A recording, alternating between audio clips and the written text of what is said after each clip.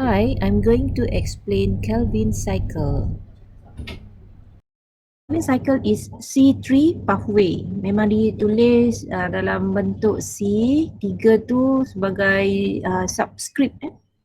C3 pathway, ia berkaitan dengan molekul 3 karbon. Sebab nanti kita akan ada C4 pathway.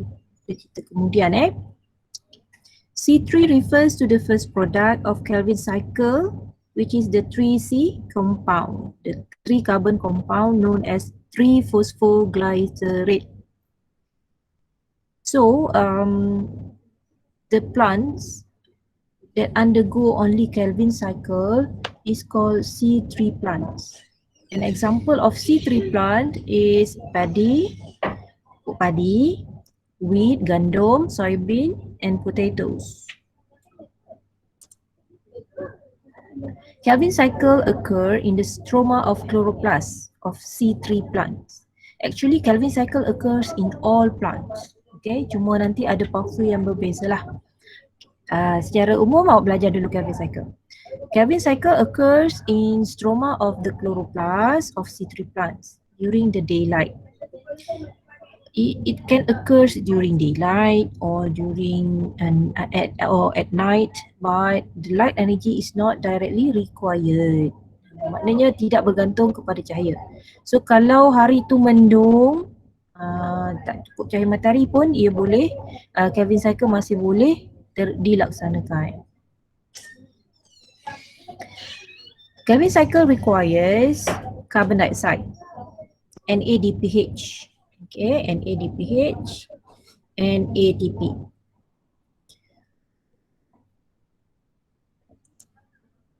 The product of Kelvin cycle, 1 ton of Kelvin cycle, let's say this is the carbon dioxide needed, okay, and then it's a cycle, so the product here would be reformed, okay, the RUBP.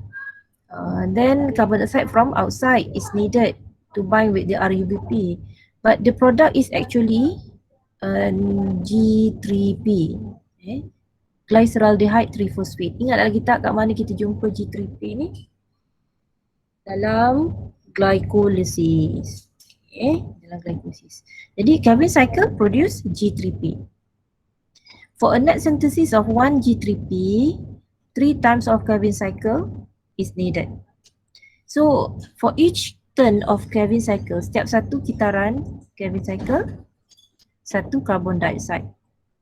Nak hasilkan G3P, mesti ada 3 kali Kelvin cycle. Jadi bila 3 kali kena ada 3 carbon dioxide. Tapi nak hasilkan G3P, nak hasilkan glucose kat sini, to produce 1 glucose, ni G3P baru 3 carbon kan? Jadi kita nak glucose 6 carbon. Jadi perlukan 2 molekul 3 carbon ini. So glyceraldehyde, 2 molecules of glyceraldehyde is needed to produce a glucose.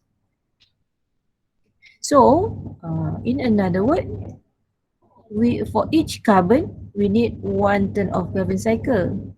So for 6 carbon we need 6 turns of carbon cycle. So 6 carbon dioksida, 6 carbon dioxide. Jadi kena faham tu je lah. Boleh again, 1 turn of Kelvin cycle will produce nothing. Sebab because for each 3 turns of Kelvin cycle, it will produce glyceraldehyde triphosphate, 1 molecule of G3P. But because if we want to produce a glucose, we need 2 molecules of G3P. Because of that, we need 6 turns of Kelvin cycle. So why Kelvin cycle is important? Because Kelvin cycle can convert carbon dioxide from the atmosphere to a complex organic compound. An example is the carbohydrate. There are so many carbohydrates. An example is glucose. Another example is fructose.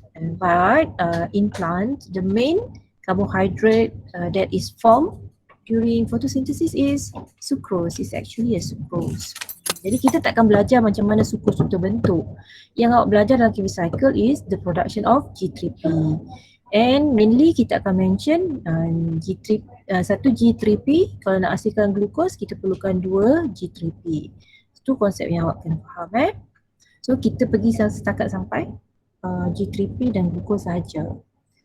In Calvin cycle there are 3 phases.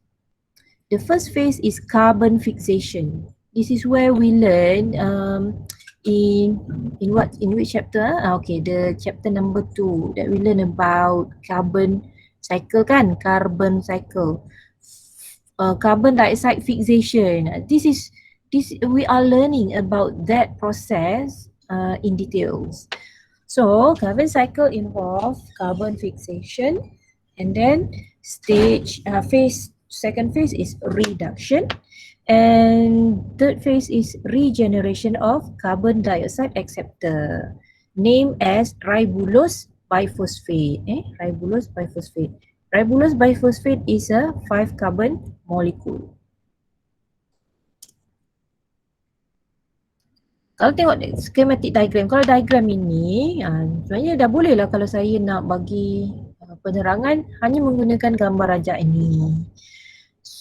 Input here means the fixation of the carbon dioxide. When carbon dioxide enter the mesophyll palisade, mesophyll of the leaf. Jadi dalam tu ada chloroplast. So carbon dioxide enter the chloroplast. That is the input lah. The input. Carbon dioxide enter the chloroplast. 3 carbon dioxide molecule will bind to the 3 ribulose biphosphate molecule. Jadi ini 3, yang ini pun 3. That is carbon fixation. Okay.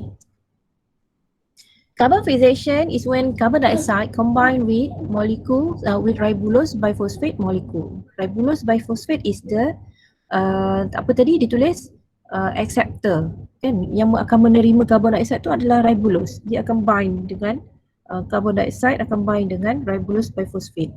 So kita boleh guna perkataan singkatan RUBP. Tapi you kena tahu juga RU maksud apa, ribulose biphosphate. Jangan tak tahu pula kalau ditanya nama penuh, kena jawab. The fixation of carbon dioxide to RUBP is catalyzed by RUBP carboxylase. Bila dia ni carboxylase, maksudnya dia akan fix carbon dioxide to the molecule. Sebelum ni kita asyik jumpa di carboxylase kan, kita nyahkan. Nyah tu maksudnya kita remove.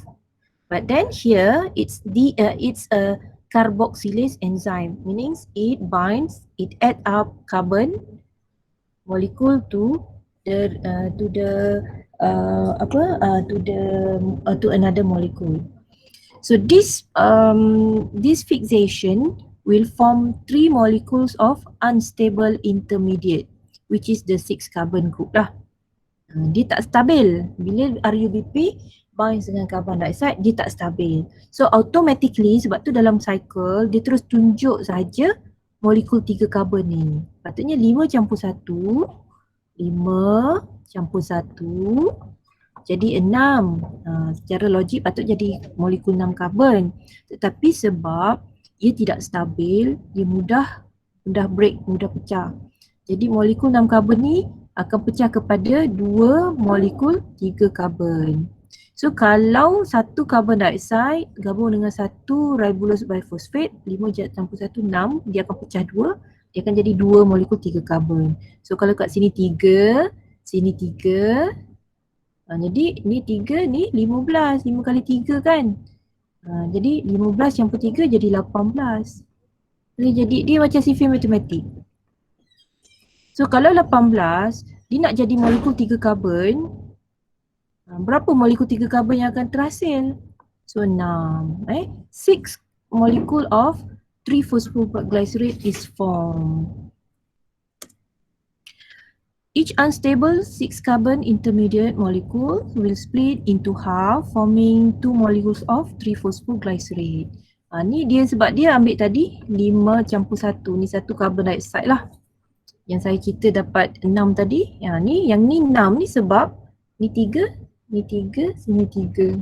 Tapi penerangan dia cerita satu. Okay, boleh faham Jangan keliru dengan nombor.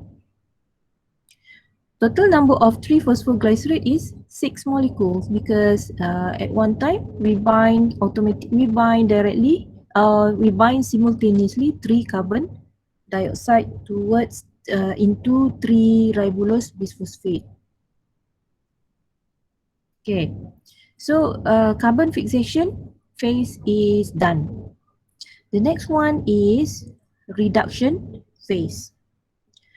During reduction phase, there is an involvement of ATP and NADPH. The first step in reduction is when 3-phosphoglycerate is phosphorylated to 1,3-biphosphoglycerate. Okay, 1,3-biphosphoglycerate. And the next step in reduction, 1,3-biphosphoglycerate will be reduced. Here, reduce. Kenapa dia reduce? Because NADPH will transfer hydrogen towards transfer hydrogen to the 1,3-biphosphoglycerate. Hence, this molecule is reduced while NADPH is oxidized. And at the same time, 6 inorganic phosphate is released, forming glyceraldehyde 3-phosphate. Baik.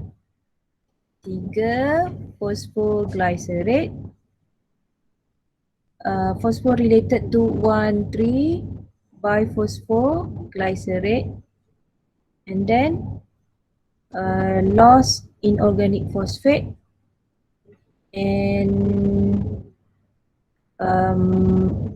reduced to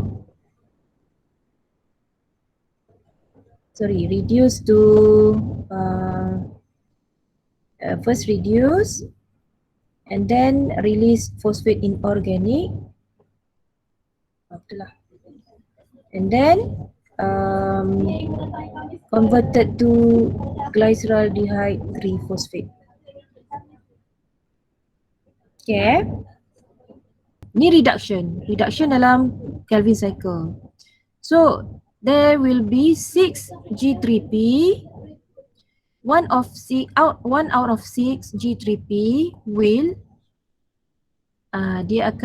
exit the Calvin cycle. Another 5 G3P will continue the Calvin cycle.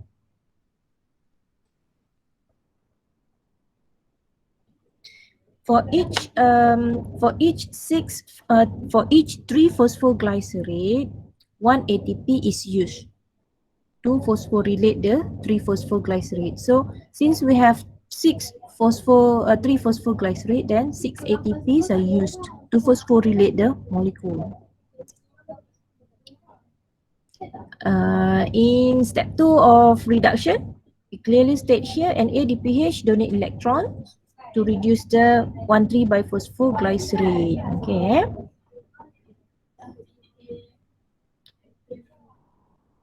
Only one molecule of G3P is used by plant to synthesize glucose. Because it is needed, because the 5 molecule is needed to regenerate the RUBP in the next stage. Regeneration of ribulose biphosphate. So the G3P will be rearranged with the help of ATP to reproduce ribulose biphosphate. Okay. Nampak kat sini 6 ATP digunakan, kat sini 3 ATP digunakan. So in total like 9 ATP. So many ATP is used in Calvin cycle. And 6 NADPH is used for each 3 carbon dioxide fixation. Jadi kat sini awak nampak di mana kepentingan ATP dan NADPH kan. Sebab tu dalam light dependent reaction dia ada cyclic dengan non-cyclic. So whenever the ATP is insufficient or the need of ATP is high, so non-cyclic photophosphorylation will be stopped to increase the ATP production through cyclic photophosphorylation. Because cyclic photophosphorylation dia hanya menghasilkan ATP sahaja. Okay, itu contohlah macam mana, kenapa boleh ada cyclic dengan non-cyclic. The 5 molecules of G3P then used to regenerate RUBP through a complex series of enzymatic reaction. 3 ATP molecules are required. Then RUBP is ready to enter the cycle. So for each, for Kelvin cycle, the net synthesis of 1 G3P, 3 Kelvin cycle is needed. 3 times 3 turns. Saya biasa guna istilah turn, 3 turn, kitaran. To produce G3P, we need 3 carbon dioxide, 9 ATP and 6 NADPH. In order for us to produce glucose, we need to times 2 for everything. So we actually, to produce glucose, kita perlukan 6 carbon dioxide, tambah berapa lagi? 12 ATP, 12 kan? 12, dah boleh. Kali 2 je lah kan? 18 ATP dan juga 6 NADPH. 12 NADPH.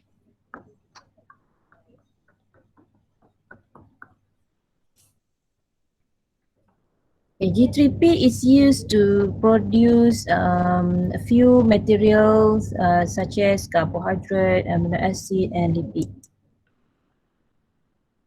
Okay, saya harap awak dah faham tentang light independent reaction.